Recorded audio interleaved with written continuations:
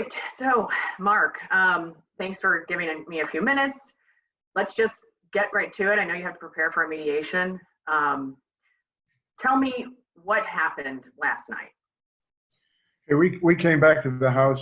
I don't know what time it is. I've been up ever since, so I'm a little blurry. We were preparing dinner. We went out to the east patio, open porch that faces Kings Highway on one side and Portland Place Drive on the south. And we're sitting down for dinner. We heard all this stuff going on down in Maryland Plaza, and then the mob started to move up Kings Highway. When it got parallel with the Kings Highway gate on Portland Place, somebody forced the gate, and I stood up and announced that this is private property, go back. I can't remember in detail anymore. I went inside, I got a rifle, and because as soon as I said this is private property, those words enraged the crowd, and absolute horde came through the now smashed down gate, coming right at the house. I mean, my east patio was 40 feet from Portland Place Drive, and these people were right up in my face, scared to death. And then I stood out there. The only thing we said is, this is private property, go back, private property, leave now. At that point, everybody got enraged. There were people wearing body armor. One person pulled out some loaded pistol magazines and clicked them together and said, "You're next." We're threatened with our lives, threatened with a house being burned down, my office building being burned down, even our dog's life being threatened. It was about as bad as it can get. I mean, and there was, I really thought it was storming the Bastille, that we would be dead and the house would be burned, and there was nothing we could do about it. It was a huge and frightening crowd, and they broke in the gate and were coming at us. There have been some reports on Twitter and people who say they were there that says they're saying the gate was already broken. Yeah, that is nonsense. That is absolute nonsense. The gate was not broken. The gate was broken physically in half. Our trustees on Portland Place came out later in the night and chained it all up with an automotive tow chain, it looks like. But no, you can talk to the trustees on Portland Place that the gate was not broken in half and laying on the ground 1 second before they came in to storm the place. Were the protesters on your private property at any point?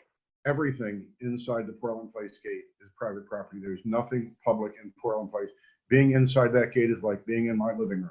There is no public anything in Portland Place. It is all private property. And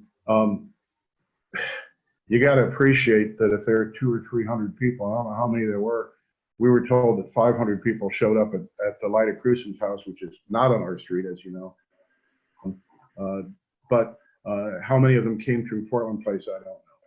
But it was a big crowd, and they were aggressive, wearing body armor, and screaming at us and threatening to harm us, and how they were going to be living in our house after they killed us. And what has happened since last night and those images exploded online?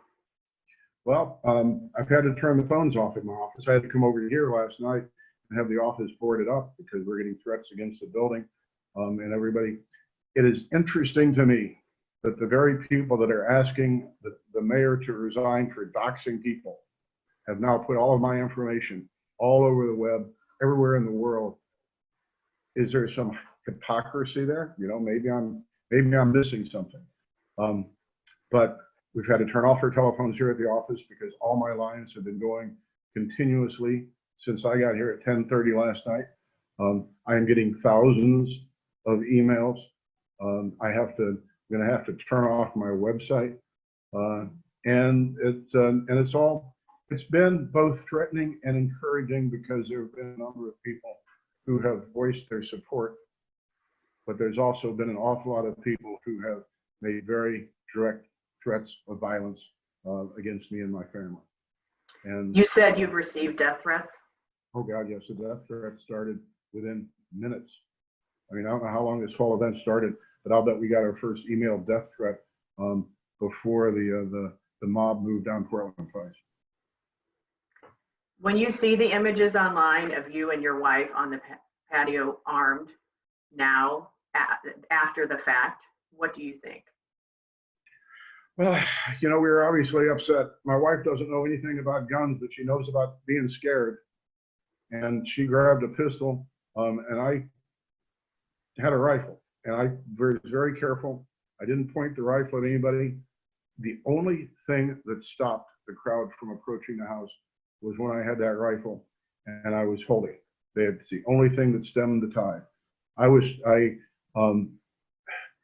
I can't blame my wife for being terrified and for doing what she could to protect what she thought was her life. It was a horrible, horrible event. And to call these people protesters, I've lived in the city of St. Louis for 32 years. We were, urban pioneers back when we bought on Portland Place in 1988. And we have done everything for 32 years to improve the neighborhood place and to keep this historic neighborhood going. And it's very frustrating to see it get targeted. And of course, we'd been told by the press and by Expect Us that they wanted to start targeting middle-class neighborhoods and upper-class neighborhoods and bring their revolution outside of the cities. And we got an email from our trustees on Thursday saying that they were going to do this on Friday. We were very worried about it. And when I drove to the office today, there's spray painted on one of the boarded up buildings on Maryland Plaza slogan saying that on the board up that when we come to F stuff up, this isn't going to stop us. It's a revolution growing up there. Any regrets about what happened?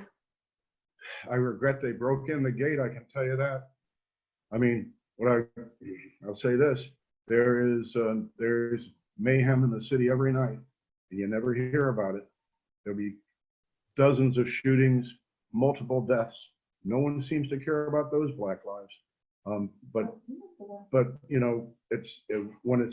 when there are political capital to be made from somebody's death, that death matters. No other life matters that I can see. I do civil rights cases. Right now, I'm representing a young man who was assaulted by the police, who's sitting in prison right now for being involved in a car accident after which the police came and assaulted him. It's on video. I'm not some kind of extreme, anti-Black Lives Matter guy. I do these cases. I've been doing them for decades. I mean, I have on the wall of my conference room, I've got an anti-slavery broadsheet, an abolitionist broadsheet from 1832. It's been there as long as I've owned this building. I mean, I am not the enemy of people that really care about Black lives. I'm apparently the enemy of the terrorists and the Marxists that are running this organization. On that note, what is your message to people today?